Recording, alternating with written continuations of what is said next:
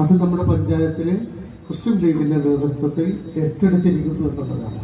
അതിന് നേതൃത്വം കൊടുക്കാനും സഹായിക്കാനും KMCC നമ്മോടൊപ്പം നിൽക്കുകയാണ്. തീർച്ചയായിട്ടും ഇതുപോലെയുള്ളൊരു പ്രവർത്തനമാണ്.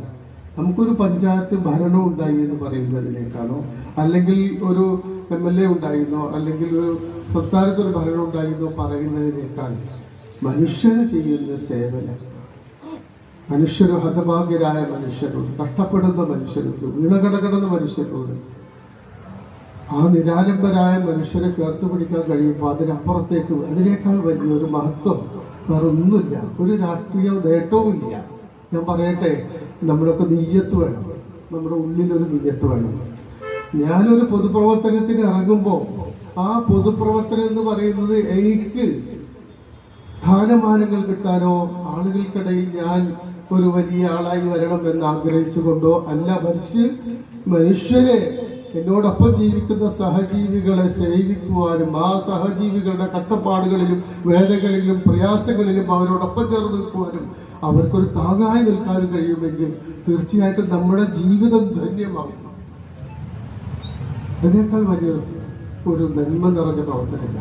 അതാണ് നമ്മൾ ലക്ഷ്യം വെക്കേണ്ടത്, നമ്മൾ ഓരോരുത്തരും മനസ്സിലുണ്ടാവേണ്ടത്. പ്രത്യേകിച്ച് ഞാൻ പറയുന്നു, നിങ്ങൾ ഇതിൻ്റെ സേവനം വിതരണം ചെയ്യുന്ന ഘട്ടമുണ്ട്, സേവനം മറ്റുള്ളവർക്ക് നൽകുന്ന ഘട്ടമുണ്ട്.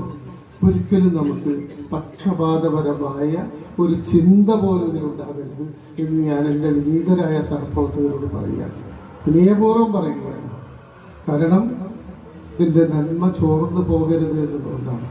അതുകൊണ്ട് തീർച്ചയായിട്ടും നമുക്ക് അത്തരത്തിൽ ഇതിനെ മുന്നോട്ട് കൊണ്ടുപോകണം. ഇതിന് ഹോം കെയർ ഇപ്പോൾ ആരംഭിക്കുമ്പോൾ സ്വാഭാവികമായിട്ടും നമുക്ക് നഴ്സുമാർ ആവശ്യമുണ്ട്, ഇവരെ പരിചരിക്കുന്നതിന് ആവശ്യമായിട്ടുള്ള ആളുകൾ, ഒപ്പം നമുക്ക് ചെറുപ്പക്കാരെ അവരുടെ ബ്ലഡ് ഡൊണേഴ്സ് ഫോറം സജീവമാക്കേണ്ടതുണ്ട്.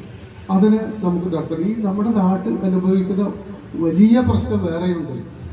നമ്മുടെ നാട്ടിൽ ഈ മാരക രോഗങ്ങൾ വർദ്ധിച്ചുകൊണ്ടേയിരിക്കുകയാണ്. കിഡ്നി രോഗം ഇന്ന് പടർന്നു വന്നിരിക്കുന്നുണ്ട്, ക്യാൻസർ വേറെ ഭാഗത്തൂടെ പടരുന്നുണ്ട്. നമ്മൾ ആലോചിക്കേണ്ട ഒരു സംഗതി, ഈ രണ്ട് മാരകമായ രോഗങ്ങളും നമ്മുടെ മനുഷ്യനെ എവിടേക്ക് എത്തിക്കുന്നു?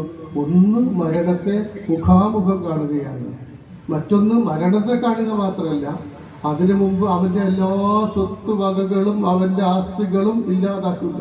അവൻ ഡയാലിസിസിന് പോകുന്ന മനുഷ്യനെ സംബന്ധിച്ചിടത്തോളം അവൻ്റെ വേദന അനുഭവിക്കുന്നു എന്നുള്ളത് ഒരു ഭാഗത്താണ്.